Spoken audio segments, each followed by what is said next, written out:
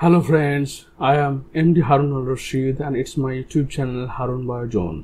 Today in this video, I will discuss about cell cycle and regulation of cell cycle completely. Okay, so don't be late, let's start.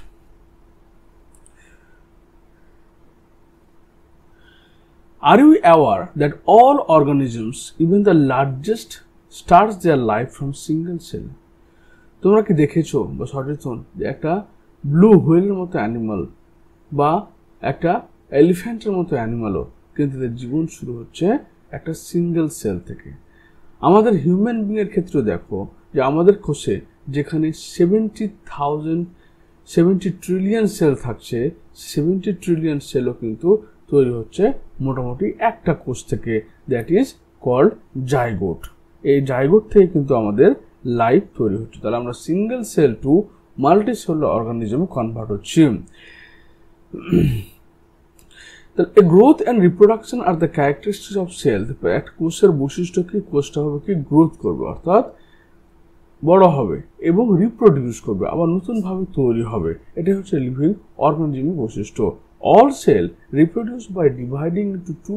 প্রত্যেকটা কোষ একটা কোষ থেকে দুটো কোষে divide হচ্ছে। তোমরা দেখতে পাচ্ছ এখানে prophase, interphase, prophase, metaphase, anaphase এবং টেলোফেজের মাধ্যমে তোমার একটা কোষ থেকে দুটো ইকুয়াল নাম্বার কোষ তৈরি হচ্ছে। এটা আমাদের গ্রোথ এবং ডেভেলপমেন্ট আর হচ্ছে রিপেয়ারে সাহায্য করছে। In other words, such cycle of growth and division allows single cell to form a structure consisting of millions of cell। এবং এই যে ডিভিশন, এই যে মাইটোসিস ডিভিশন বা মিওসিস ডিভিশনের মাধ্যমে, বিশেষ করে মাইটোসিস ডিভিশনের মাধ্যমে আমাদের একটা সিঙ্গেল সেল থেকে মিলিয়ন্স অফ সেল তৈরি হচ্ছে।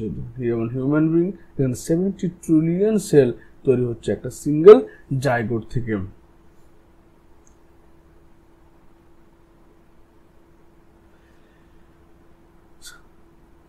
তো একটা সেল কিভাবে তৈরি হচ্ছে, একটা সেলের লাইফ স্প্যান কি, সেটা নিয়ে আমরা এখানে আলোচনা করব। প্রথম হচ্ছে সেল সাইকেল বা কোষ চক্র, যেটা আমরা বলতে চাইছি। Cell division is a very important process in all living organisms. প্রত্যেকটা জীবের ক্ষেত্রে কোষ বিভাজন একটা গুরুত্বপূর্ণ process. During the division of cell, DNA replication and cell growth also takes place. আমরা দেখতে পাবো যখন আমরা সেল সাইকেল পড়ব, তো সেল সাইকেলে দুটো ফেজ রয়েছে, একটা হচ্ছে ইন্টারফেজ, একটা ইন্টারফেজ দশা, আর একটা হচ্ছে মাইটোটিক ফেজ দশা রয়েছে, দুটো দশা রয়েছে। এবার এই ইন্টারফেজ দশার মধ্যে তিনটে ভাগ রয়েছে, G1, S এবং G2 দশা।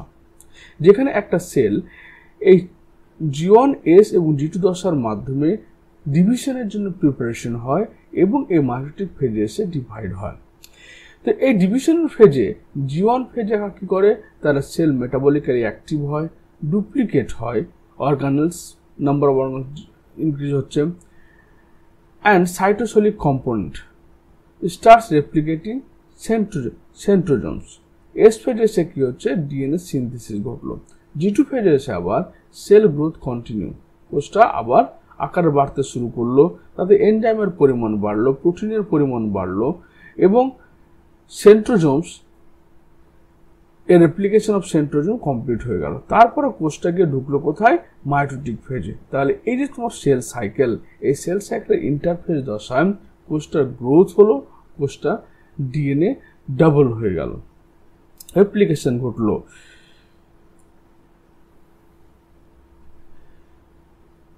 In a coordinate way to ensure correct division and formation of progeny cell containing intact genome, একটা কোষ যে ডিভাইড হবে এবং সেটা পারফেক্টলি হয়, এবং পারফেক্টলি হওয়ার জন্য তোমার এই ইন্টারফেজ দশার ঘটনাগুলো G1 ফেজে, S ফেজে, G2 ফেজের দশার যে কাজগুলো সেগুলো কি পরপর হয়ে থাকে। The sequence events by which cell duplicates its genome, synthesis of the other constituent of the cell eventually divide into two daughter cell in cell cycle। তাহলে একটা কোষ থেকে যে দুটো কোষ তৈরি হচ্ছে, এই দুটো কোষ তৈরি হওয়ার জন্য কি লাগছে, ডিএনএ ডাবল হতে হচ্ছে, সেন্ট্রোজোমকে ডাবল হতে হচ্ছে, সেল অর্গানেলসগুলোকে ডাবল হতে হচ্ছে, সাইটোপ্লাজমের রেশিও বাড়ছে, কোষের সাইজ বাড়ছে, কোষের মেটাবলিকে অ্যাক্টিভ ঘটছে, ওকে, এইসব কাজগুলো হচ্ছে সেল সাইকেলের মধ্যে। Although cell growth in terms of cytoplasmic increase is a continuous process, DNA synthesis occur only during one specific stage of cell cycle. আমরা দেখেছি যে এই যে সেলের যে গ্রোথ, সেল যে আকারে বাড়ছে বা সাইটোপ্লাজমের কনসেন্ট্রেশন বাড়ছে বা তোমার হচ্ছে সেল অর্গানেলসের কনসেন্ট্রেশন বাড়ছে, প্রোটিনের পরিমাণ, এনার্জির পরিমাণ বাড়ে, এটা হচ্ছে কন্টিনিউয়াস প্রসেস, সবসময় এটা কোষের মধ্যে বাড়তে আছে। কিন্তু যে ডিএনএ রেপ্লিকেশন প্রসেসটা শুধুমাত্র সেটা এস ফেজের মধ্যেই ঘটছে, অর্থাৎ সিনথেসিস ফেজের মধ্যেই ঘটে থাকবে। The replicated chromosomes are then distributed to daughter nuclei by a complex series of event during division. These events are themselves under genetic control. তাহলে কি হলো, এই যে তোমার ডিএনএ এর মধ্যে মানে এস ফেজে যে ডিএনএ ডবল হয়ে গেল, ডবল হওয়ার মানে হচ্ছে যে মাইটোসিস ডিভিশনের মাধ্যমে যে দুটো সেল উৎপন্ন হবে সে দুটো সেলে ইকুয়ালি ডিস্ট্রিবিউট করা, এবং এই যে তোমার ইন্টারফেজ প্রসেস বা মাইটোটিক ফেজ, এটা সম্পূর্ণ কিন্তু জেনেটিক কন্ট্রোল হয়, জেনেটিক জিনের দ্বারা কন্ট্রোল হয়। কীরকম জিন? যেমন তোমার P53 জিনের দ্বারা কন্ট্রোল হচ্ছে, যেমন রেটিনোব্লাস্টোমা জিনের দ্বারা কন্ট্রোল হচ্ছে, যেমন অ্যানাফেজ প্রমোটিং ফ্যাক্টরের মাধ্যমে কন্ট্রোল হচ্ছে, ম্যাচুরেশন প্রমোটিং ফ্যাক্টরের মাধ্যমে মানে এটা কন্ট্রোল হয়ে থাকে।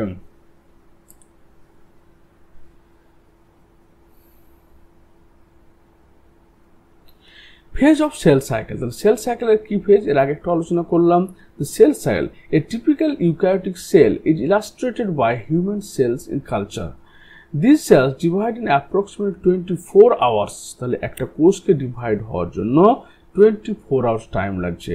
তার মধ্যে 8 to 10 আওয়ার্স লাগছে G1 ফেজকে, 6 to 8 আওয়ার্স লাগছে ইন্টারফেজকে, অ্যান্ড 4 to 6 আওয়ার লাগছে G2 ফেজকে, আর বাকি 1 to 3 আওয়ার্স লাগছে তোমাকে এই মাইটোটিক ফেজকে। অর্থাৎ একটা সেল তার মোর দ্যান 90% টাইম কাটাচ্ছে ইন্টারফেজ দশায়, তো অনলি তোমার লেস দ্যান 5% টাইম কাটাচ্ছে কোথায়, এই মাইটোটিক ফেজে কাটাচ্ছে।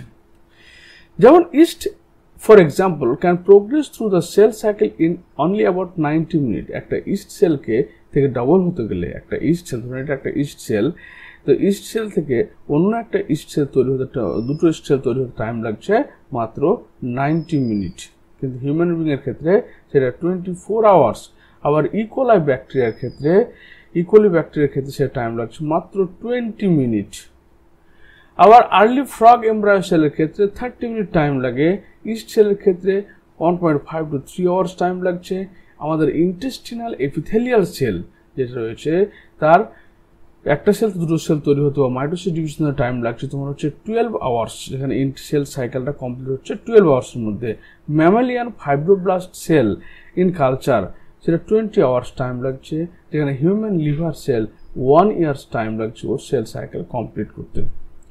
The cell cycle is divided into two basic phases, interphase and M phase. তাহলে সেল সাইকেলকে আমরা ডিভাইড করব, সেল সাইকেল এটাকে ডিভাইড করা হচ্ছে দুটো ভাগে, একটা হচ্ছে ইন্টারফেজ, একটা এম ফেজ।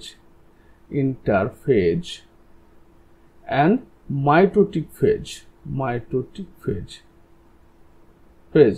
এবার ইন্টারফেজকে আমরা ভাগ করছি G1 phase, S phase, G2 phase. এই G1 এর মধ্যে আবার G0 ফেজটাও প্রেজেন্ট রয়েছে। মাইটোটিক ফেজের মধ্যে prophase, metaphase, anaphase and telophase, এই চারটে ফেজে আমরা ডিভাইড করে থাকি। The M phase represents the phase when the actual cell division or mitosis occur, and the interphase separate represents the phase between two successive M phase. তাহলে একটা mitotic phase হচ্ছে কি, যেখানে সেলটা ট্রুলি ডিভাইড হচ্ছে, কিন্তু এম ফেজের phase ছাড়া যে ইন্টারফেজ রয়েছে সেখানে সেলটা গ্রোথ হচ্ছে। তা দুটো এম ফেজের মধ্যবর্তী দশা হচ্ছে interphase. It is significant to note that 24 hours of average duration of cell cycle of a human cell division proper last for only about an hour. তাহলে 1 থেকে 3 ঘন্টা মাত্র, খুব অল্প সময় লাগছে কোষটা ডিভাইড হতে, কিন্তু সেই সেলটাকে ডিভিশনের জন্য প্রিপেয়ার করতে টাইম লেগে আছে মোটামুটি তোমার 20 to 23 hours. The interphase last more than 95% of the duration of cell cycle. একটা কোষ চক্রে মোর দ্যান 95% হচ্ছে তোমার কে নিচ্ছে, ইন্টারফেজ নিয়ে নিচ্ছে। The M phase starts with nuclear division corresponding to the separating of daughter chromosome karyokinesis. তাহলে আমাদের যে এম ফেজটা রয়েছে, এম ফেজে কি রইল, প্রোফেজ, মেটাফেজ, অ্যানাফেজ, টেলোফেজ এবং সঙ্গে সঙ্গে তোমার ক্যারিওকাইনেসিস এবং সাইটোকাইনেসিস দুটো পদ্ধতি রয়েছে। ক্যারিওকাইনেসিস মানে নিউক্লিয়াসের division, cytokinesis means cytoplasmic division হচ্ছে।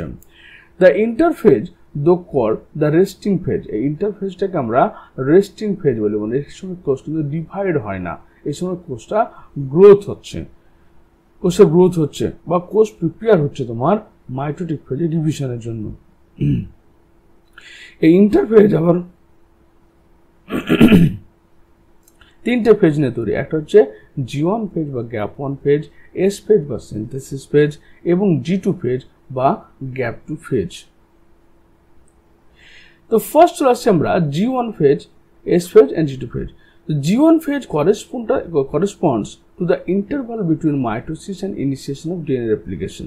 তাহলে DNA replication কোথায় হচ্ছে, S ফেজে, আর মাইটোসিস হচ্ছে তো মাইটোসিস এবং ডিএনএ রেপ্লিকেশনের মধ্যবর্তী যে ফেজটা, যেটা 8 to 10 আওয়ার্স ধরে হচ্ছে, সেটা হচ্ছে G1 phase. The cell metabolically active and continuously grows but does not replicate its DNA. তাহলে G1 ফেজের কাজ হচ্ছে কি, এখানে ডিএনএ রেপ্লিকেশন হচ্ছে না, কিন্তু এখানে সেলগুলো, কোষগুলো মেটাবলিক্যালি অ্যাক্টিভ হচ্ছে এবং প্রত্যেকটা অর্গানেলস কি হচ্ছে, ডুপ্লিকেট তৈরি হচ্ছে। যদি একটা সেল থেকে দুটো সেল তৈরি হবে, দুটো সেলের প্রত্যেকটাতে অর্গানেলসগুলো ইকুয়ালি ডিস্ট্রিবিউট হতে হবে অ্যান্ড সাইটোসোলিক কম্পোনেন্টগুলো তোমার বাড়ছে বা ডুপ্লিকেট হচ্ছে এবং রেপ্লিকেশন অফ সেন্ট্রোজোম। তাহলে এখানে কি লাগছে, মেটাবলিক্যালি সেলটা অ্যাক্টিভ হচ্ছে। মেটাবলিক্যালি বলতে এখানে এরা তো প্রোটিন তৈরি করছে, এনার্জি তৈরি করছে, আরএনএ তৈরি করছে, প্রোটিন, এনার্জি, আরএনএ তৈরি করলো, প্রত্যেকটা সেল অর্গানে ডুপ্লিকেট হয়ে গেল এবং তোমার হচ্ছে গিয়ে সেন্ট্রোজোম রেপ্লিকেশন হচ্ছে এই জায়গাটা। এবার এস ফেজ যখন চলে আসবো আমরা, এস ফেজ মানে হচ্ছে সিনথেসিস ফেজ। এর কাজ হচ্ছে ডিএনএ কে সিনথেসিস করে রেপ্লিকেশন পদ্ধতির মাধ্যমে ডিএনএ থেকে ডিএনএ তৈরি করা। তারপর কি ডিএনএ নাম্বারটা এখানে ডাবল হয়ে যাচ্ছে, ডিএনএ নাম্বারটা এখানে ডাবল হচ্ছে। এরপর তোমার চলে আসছে G2 ফেজে। If the initial amount of DNA is 2C, then it increases to 4C. অর্থাৎ এখানে যে 46 নাম্বার অফ ডিএনএ থাকে, তাহলে সেটা কত হয়ে যাচ্ছে, 46 এর ডিএনএ লেভেলটা ডিএনএ 46 to 92 হয়ে যাচ্ছে ধরে নাও। কিন্তু ক্রোমোজোম লেভেলটা, ক্রোমোজোম লেভেলটা 46 থেকে 46ই থাকবে। ক্রোমোজোম লেভেল কোনো পরিবর্তন নেই, কিন্তু ডিএনএ লেভেলের পরিবর্তন হয়ে যাচ্ছে এখানে। ওই জন্য বলছি the S phase the number of chromosomes remain same. S ফেজে কি হচ্ছে, ক্রোমোজোম নাম্বার সেম থাকছে। In animal cell during S phase DNA replication begins in the nucleus and the centriole duplicate in the cytoplasm. তাহলে animal সেলের ক্ষেত্রে S ফেজটাতে কি হচ্ছে, DNA ডুপ্লিকেশনটা double হচ্ছে এবং সেন্ট্রিওল ডুপ্লিকেশন হচ্ছে সাইটোপ্লাজমের মধ্যে। During the G2 phase, G2 phase আবার কি সেল গ্রোথ কন্টিনিউ, মানে সেল মেটাবলিক্যালি সেলের সমস্ত অ্যাক্টিভিটি চলতেই থাকছে। এখানে বিভিন্ন এনজাইমস তৈরি হচ্ছে, প্রোটিন তৈরি হচ্ছে, এনার্জি তৈরি হচ্ছে এবং synthesise and replication of centrosome completed. সেন্ট্রোজোমরা, কারণ সেন্ট্রোজোম কি করবে, সেলকে ডিভিশন করতে হেল্প করবে, তাই সেন্ট্রোজোমের ডুপ্লিকেশনটা খুব দরকারি। এবার how do plants and animals continue to grow all their leaves.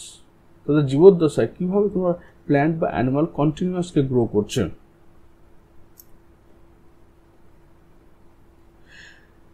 Growth করার পিছনে একমাত্র কারণ হচ্ছে কি, সেটা হচ্ছে কি how do plants and animals continue to grow all their lifes. তাহলে তারা কীভাবে গ্রো করছে, তারা গ্রো করছে তোমার সেল ডিভিশনের মাধ্যমে, মাইটোসিসের মাধ্যমে। তারা মাইটোসিসের মাধ্যমে একটা কোষ থেকে আরেকটা কোষ তৈরি হওয়ার পর সেটা গ্রো করছে। তারপর নেক্সট কোয়েশ্চেন বলছে এখানে, do all cells in a plant divide all the times in a plant. প্ল্যান্টের ক্ষেত্রে সমস্ত কোষ কিন্তু ডিভাইড হয় না।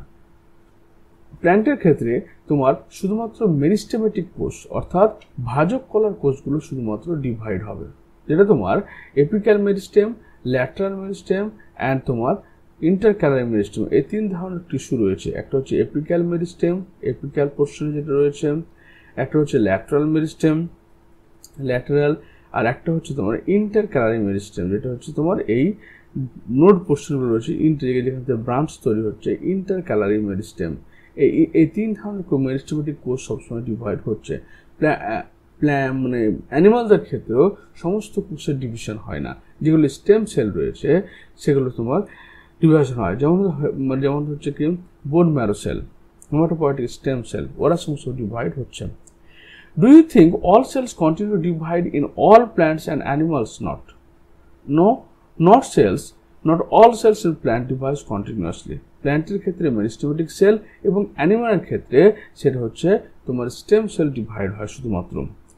Can you tell the name and the location of tissues having cells that divide all their lives in higher plants?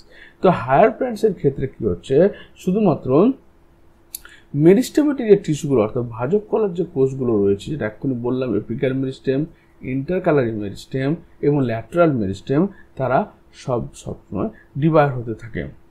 বাকি কোষগুলো কিন্তু ডিভাইড হয় না, যার ফলে প্ল্যান্টটা তোমার হচ্ছে মূল মাটির দিকে নিচে আর কাণ্ড উপরের দিকে বৃদ্ধি পাচ্ছে। Do animals have similar meristematic cell? No, animals do not have similar meristematic cell, but animals have the stem cell. তাহলে অ্যানিমালের ক্ষেত্রে কি রয়েছে, স্টেম সেল রয়েছে, যে স্টেম সেলগুলো ডিভাইড হতে পারে বা যার ডিভিশন ক্ষমতা রয়েছে।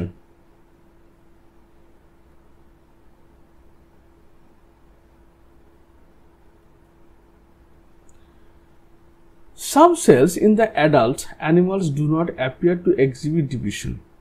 অ্যানিমালদের অনেক কোষ রয়েছে যে কোষগুলো কিন্তু ডিভিশন দেখায় না, যেমন হার্ট সেল। আমাদের হার্ট যে কার্ডিয়াক সেল দ্বারা তৈরি থাকে, সেই কোষগুলো কিন্তু ডিভিশন হয় না। And many other cells divide only occasionally. এবং অনেক ধরনের কোষ রয়েছে যারা দরকার পড়ছে তখনই তো সেটা এই কোষের রিপ্লেস হচ্ছে, বা কিন্তু কোষ ডিভিশন হয় না। as needed to replace cells that have been lost because the injury of cell death. তাহলে এমন অনেক অর্গান আছে যে অর্গানের কোষ ডিভিশন হয় না, সেটা কার্ডিয়াক সেল। আবার অনেক অর্গান আছে যে অর্গান সেলগুলো একটা নির্দিষ্ট টাইম পরে ডিভাইড হয়, যখন তোমার ওখান কোষগুলো ক্ষয় হয়ে যায় বা কোষগুলোর মৃত্যু ঘটে, কোনো আঘাতপ্রাপ্ত হয়, তখনই একমাত্র সেটা রিপেয়ার হয়। These cells that do not divide further exit G1 phase to enter an inactive stage called quiescent stage. তাহলে যে সমস্ত এখানে মাইটোসিস প্রক্রিয়া ডিভিশন হওয়ার পরে কোষগুলো কোথায় চলে আসবে, G1 ফেজে। এবং G1 ফেজ যে সমস্ত কোষগুলো ডিভাইড হবে না, বিশেষ করে যাদের ক্ষেত্রে সেন্ট্রোজোম নেই, বিশেষ করে যাদের ক্ষেত্রে সেন্ট্রোজোম থাকে না, তারা কি করবে, G1 ফেজে ওরা মেটাবলিক্যালি অ্যাক্টিভ না হয়ে গিয়ে তারা করে ব্যাক করে চলে যাবে G0 ফেজে। G0 ফেজে যাওয়ার মানে হচ্ছে এখানে এরা কোনো ডিভিশন করবে না। যেমন আমাদের আরবিসি সেল রয়েছে, আরবিসি সেল, নার্ভ সেল, তারপর হচ্ছে কার্ডিয়াক সেল। এখন দেখলাম কার্ডিয়াক সেল, এগুলো তোমার ডিভাইড হয় না। এটা কি করে, একটা নির্দিষ্ট জায়গায় তোমার একটা নির্দিষ্ট স্টেজে, যেটা কুইসেন্ট স্টেজ বা G0 স্টেজ বলা হচ্ছে, সেখানে চলে যাচ্ছে। Cell in this stage remain metabolically active but no longer proliferate unless called on to do depending on requirement of the organism. এখানে কোষগুলো মেটাবলিক্যালি অ্যাক্টিভ থাকছে কিন্তু তারা ডিভিশন হবে না। এবার এর মধ্যে কিছু কোষ আবার তোমার জীবদেহের প্রয়োজনে যখন অর্গানিজমের দরকার পড়ে তখন সেটা ডিভাইড হতে পারে। In animals, mitotic cell division is only seen in the diploid somatic cell. তাহলে যে মাইটোটিক কোষ বিভাজন রয়েছে সেটা কোষে দেখা যায়, দেহকোষের ক্রোমোজোমে বা দেহকোষে দেখা যায়। However, there are few exceptions to this where haploid cells divide by mitosis.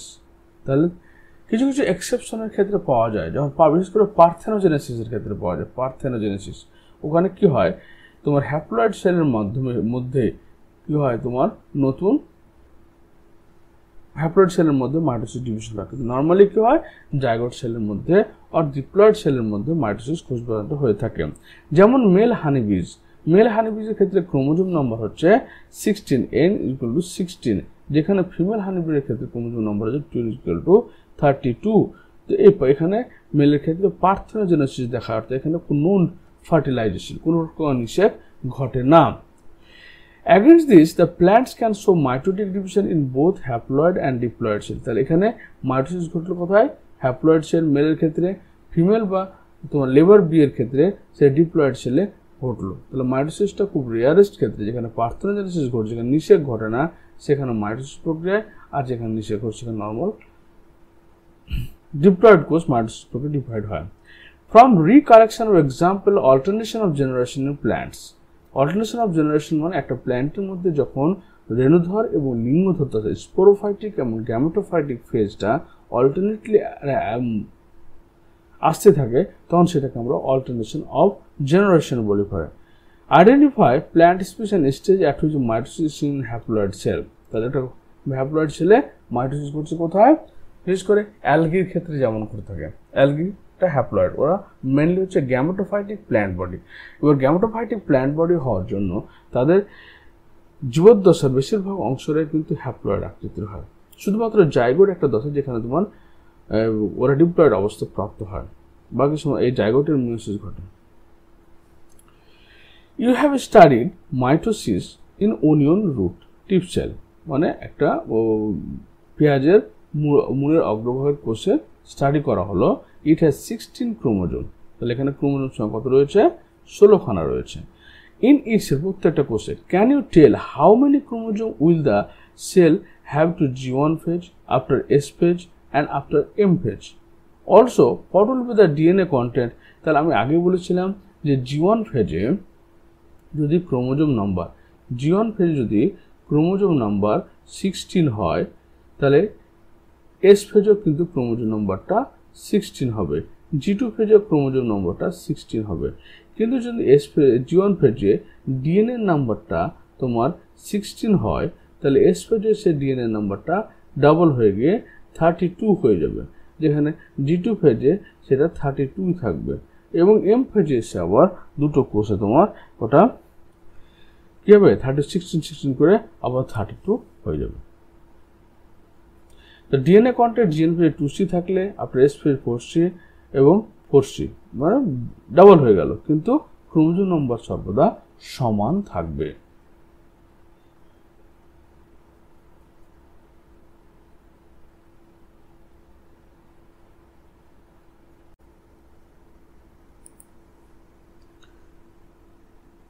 Now interphase. তো ইন্টারফেজ দশায় কী ঘটনা ঘটলো এবার একটা ওভারঅল আমরা আইডিয়া করে নিই। প্রথম হচ্ছে DNA synthesis takes place.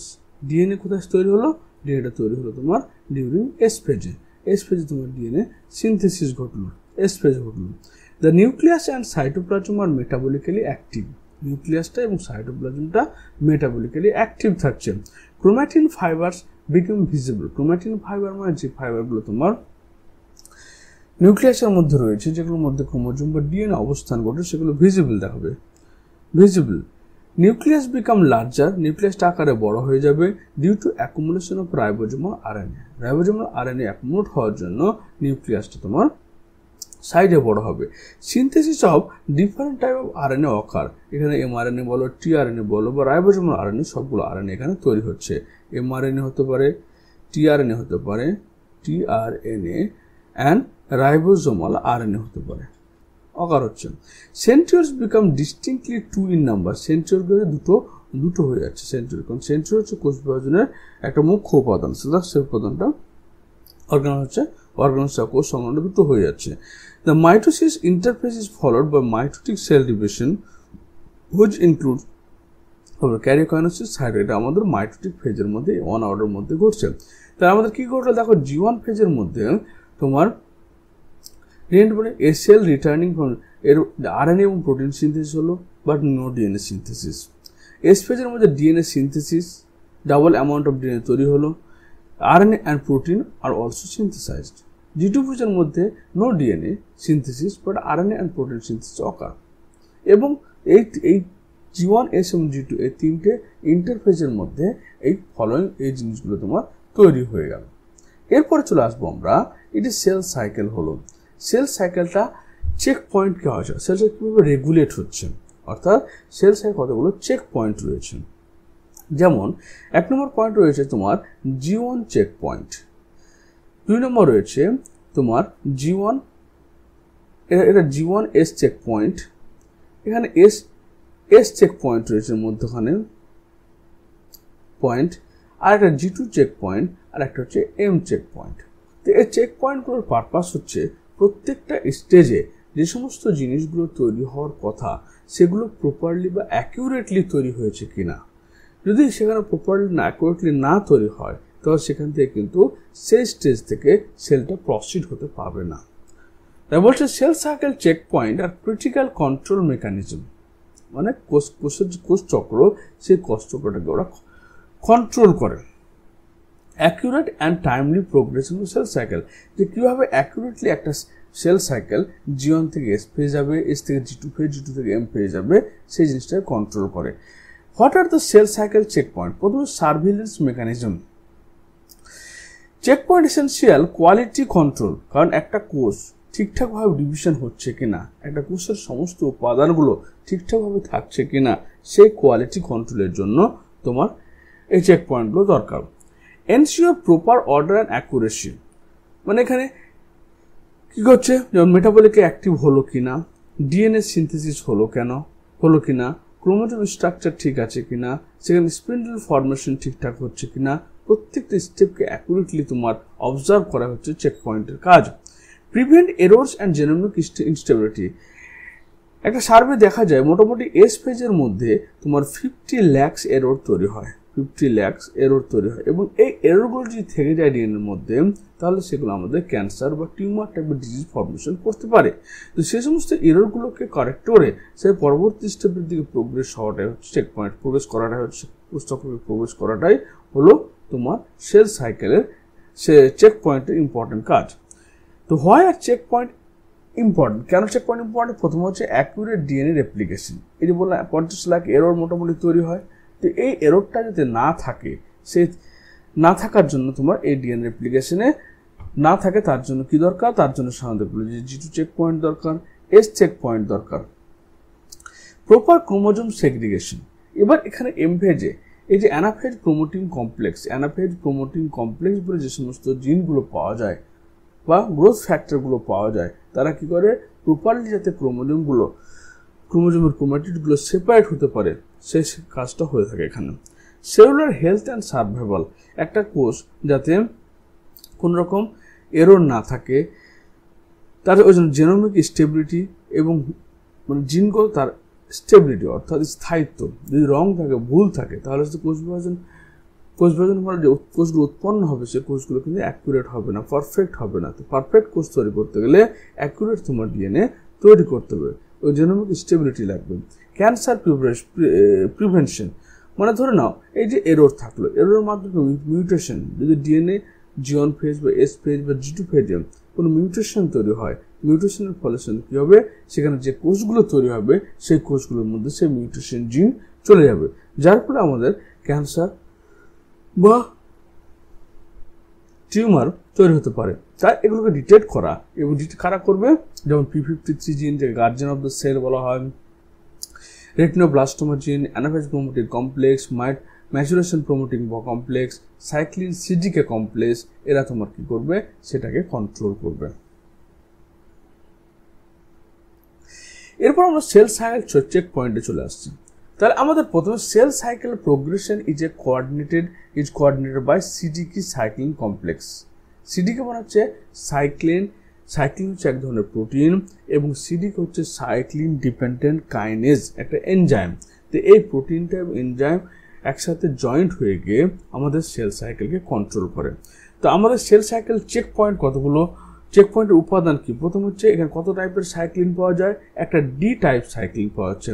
D type সাইক্লিনটা আমরা পাচ্ছি G1 টু অ্যাক্টিভেট, এটা G1 ফেজে পাচ্ছি সাইক্লিন ডি, এবং এই সাইক্লিন ডিটা কি করছে, সাইক্লিন ডিপেন্ডেন্ট কাইনেজ 4 এবং 6কে অ্যাক্টিভেট করছে। ই টাইপ সাইক্লিন, তাহলে ই টাইপ সাইক্লিনটা আমরা পাচ্ছি কোথায়, G1 S ফেজে, একটা G1 ফেজ, একটা G1 S ফেজ। তো G1 ফেজে তোমরা সাইক্লিন ডি পাচ্ছি, যেটা সাইক্লিন 4 এবং 6কে অ্যাক্টিভেট করছে, সাইক্লিন ডিপেন্ডেন্ট কাইনেজকে, এবং সাইক্লিন ই পাচ্ছি কোথায়, G1 S ফেজে, যেটা এনজাইম সাইক্লিন ডিপেন্ডেন্ট কাইনেজ 2কে অ্যাক্টিভেট করছে। তারপর এ টাইপ সাইক্লিন কোথায় পাচ্ছি, এ টাইপ পাচ্ছি আমরা তোমার এস ফেজের মধ্যে, যেটাকে আমরা ইন্টারফেজ বলছি, এটা এস এবং G2 ফেজের মধ্যবর্তী অংশ পাচ্ছি, যেটাকে সাইক্লিন। এটা কি করছে, তোমার সাইক্লিন ডিপেন্ডেন্ট কাইনেজ 2 কে সক্রিয় করছে। বি টাইপ সাইক্লিন কোথায় পাচ্ছি, এটা পাচ্ছি আমরা G2M ফেজের মধ্যে, G2M ফেজের মধ্যে পাচ্ছি। আর এখানে এস G2 ফেজের মধ্যে পেলাম, এটা G1S ফেজের মধ্যে, G1S ফেজের মধ্যে পেলাম। তো সাইক্লিন বিটা হয়ে গেল তোমার G2M ফেজের মধ্যে, যার কাজ হচ্ছে এটা সাইক্লিন ডিপেন্ডেন্ট কাইনেজ 1 এনজাইমটাকে অ্যাক্টিভেট করা। DNA damage activate the cell cycling checkpoint. তো সেল সাইকেল চেকপয়েন্টটা কখন অ্যাক্টিভেট হচ্ছে, যখন এর মধ্যে ডিএনএ ড্যামেজ হচ্ছে, বিশেষ করে কোন কারণে ডিএনএ মিউটেশন হচ্ছে, তখন সেখানে চেক পয়েন্টগুলো অ্যাক্টিভ হচ্ছে। দেয়ার আর 3 চেক পয়েন্টস। নাম্বার 1 হচ্ছে G1S check point, G1S check point. তো G1S চেক পয়েন্ট মানে হচ্ছে যেখানে সাইক্লিন CDK2 কমপ্লেক্স রয়েছে। এবার একটা পয়েন্ট এখানে সাইক্লিন CDK কমপ্লেক্সটা, সাইক্লিন CDK যে কমপ্লেক্স কিভাবে অ্যাক্টিভ হয় কিভাবে ইনঅ্যাক্টিভ হয়। তো সাইক্লিন CDK এন কমপ্লেক্সটা তোমার ইনঅ্যাক্টিভ হয় কার দ্বারা, CDC25 cell division cycle. CDC25 হচ্ছে একটা সেল ডিভিশন সাইকেল 25 ফসফেটেজ মানে যে হচ্ছে কি ফসফেটকে সাইক্লিন থেকে রিমুভ করে দেবে, ফসফেট গ্রুপকে রিমুভ করবে, অর্থাৎ সাইক্লিনের ডিফসফোরাইলেশন ঘটাবে। এটা হচ্ছে ডিফসফোরাইলেশন,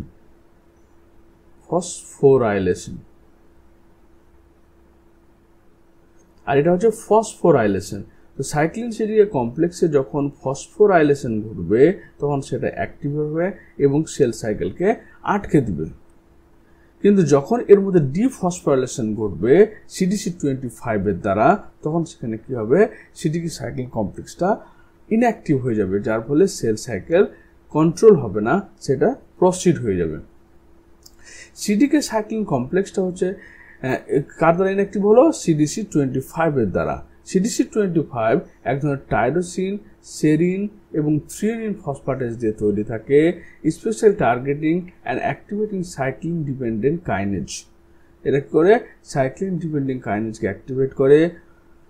তাহলে বুঝতে পারলে যে CDK সাইক্লিন কমপ্লেক্সটা যখন কার দ্বারা, যখন তোমার হচ্ছে কি PIKK অর্থাৎ ফসফাটিডিল ইনোসিটল 3 কাইনেজ রিলেটেড কাইনেজ এনজাইমের দ্বারা তোমার ফসফেট গ্রুপকে অ্যাড করবে, অর্থাৎ ফসফোরাইলেশন ঘটবে, তখন সেটা অ্যাক্টিভেট হবে এবং সেল সাইকেলকে হল্ট করে দেবে। কিন্তু যখন সেটা CDC25 এর দ্বারা ডিফসফোরাইলেশন ঘটবে, তখন সেটা ইনঅ্যাক্টিভ হয়ে যাবে এবং সেল সাইকেলটা প্রোগ্রেস হয়ে যাবে, সেল সাইকেল বাড়তে থাকবে। The G1S phase checkpoint inhibits the entry of G1 cell into S phase. The G1S phase checkpoint এর কাজ হচ্ছে যাতে G1 থেকে কোষটা কোথায় S phase না ঢুকতে পারে, যার ফলে কি ব্লকিং দ্য ইনিশিয়েশন। তাহলে এটা কেন ঢুকতে পারবে না, কারণ এখানে তাহলে ডিএনএ তে কোনো ভুল আছে বা ইনিশিয়েশন হতে পারবে না, ডিএনএটা রেপ্লিকেশন প্রক্রিয়ায় শুরু করতে পারবে না। তারপর হচ্ছে the intra S check point. Intra S check point হচ্ছে মানে এস এর মধ্যে, অর্থাৎ এস ফেজের মধ্যে অনেকগুলো চেক পয়েন্ট থাকে, যেগুলোকে ইন্ট্রা এস চেক পয়েন্ট বলে, যেটা সাইক্লিন এ CDK2 কমপ্লেক্স দ্বারা তৈরি হচ্ছে।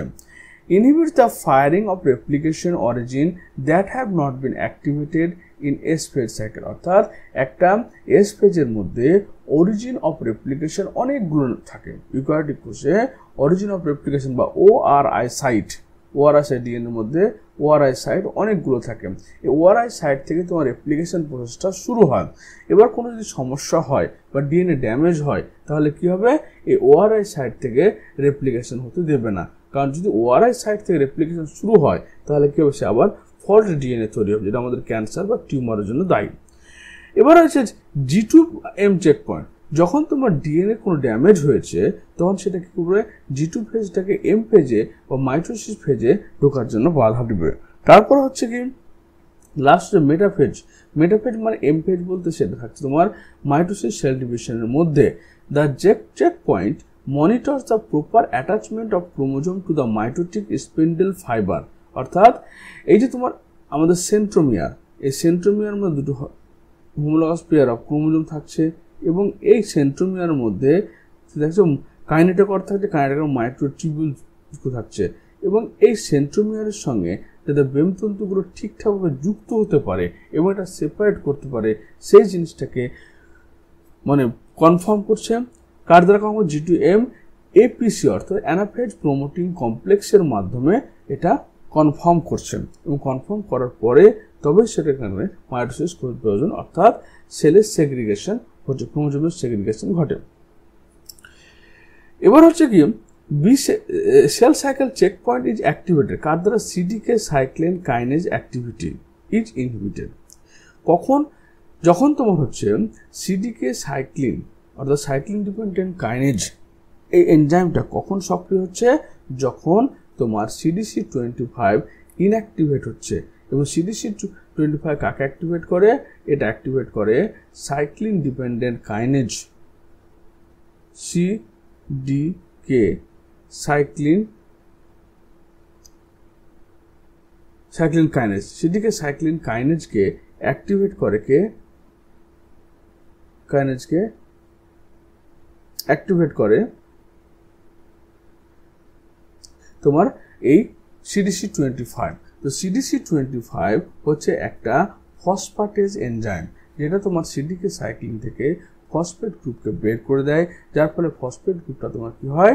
তোমার ডিফসফোরেশন ঘটে এবং ইনঅ্যাক্টিভ হয়ে যায়। ইনঅ্যাক্টিভ হওয়ার ফলে সেল সাইকেলকে আর কন্ট্রোল করতে পারে না, সেটা প্রসিড হয়ে যায়। কিন্তু যখন আরেকটা এনজাইম রয়েছে তার নাম হচ্ছে, যখন ডিএনএ ড্যামেজ হয়ে যাচ্ছে তখন কি PIKK অর্থাৎ ফসফাটিডিল ইনোসিটল 3 কাইনেজেটেড কাইনেজ, এই এনজাইমটা তোমার কাকে অ্যাক্টিভেট করে? অ্যাক্টিভেট করে CHK1 এবং CHK2 বলে দুটো কাইনেজ এনজাইমকে। দ্বারা কি করে? এটিপি থেকে ফসফেটকে রিমুভ করে, ফসফেট তোমার অ্যাটাচ করে কার সঙ্গে? Cyclin dependent kinase cyclin CDA কমপ্লেক্সের সঙ্গে এবং সেটা অ্যাক্টিভেট হয়ে যায় এবং অ্যাক্টিভেট হওয়ার পর সেলকে অ্যারেস্ট করে নেয়, সেল সাইকেলকে অ্যারেস্ট করে। তাহলে আমাদের সেল সাইকেল কন্ট্রোল করলো কারা? CDK সাইক্লিন কমপ্লেক্স এবং CDK সাইক্লিন কমপ্লেক্সকে যখন কার দ্বারা? PIKK বা CHK1 CHK2 কাইনেজ এনজাইমের দ্বারা সক্রিয় হবে তখন সেটা সেল সাইকেলকে কন্ট্রোল করবে। কিন্তু যখন আবার CDC25 জিন যে সেল ডিভিশন সাইকেলের 25 ফসফেটেজ যে CDK সাইক্লিনদের ফসফেট গ্রুপকে রিমুভ করবে এবং সেটা CDK সাইক্লিনকে ইনঅ্যাক্টিভেট করবে এবং ইনঅ্যাক্টিভেট করার সেলটা আবার সামনের দিকে এগিয়ে যাবে। এটা কখন হবে? যখন সেলের মধ্যে কোনো ড্যামেজ বা কোনো রকম প্রবলেম থাকবে না। কিন্তু যখন প্রবলেমটা থাকবে বা ড্যামেজ থাকবে তখনই শুধুমাত্র PIKK বা CHK1 CHK2 অ্যাক্টিভেট হয়ে সেল সাইকেলকে কন্ট্রোল করবে।